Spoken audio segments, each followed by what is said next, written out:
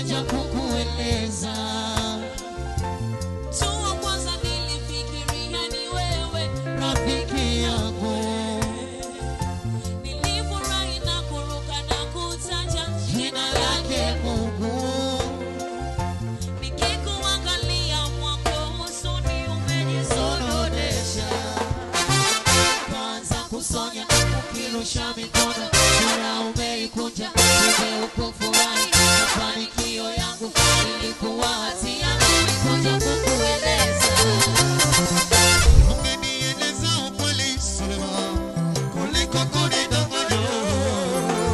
Nachotaka itimiza ahadi, baya si ya kweli. Nilikupenda kimapenzi Solema, ila dharau uliweka mbele Solema.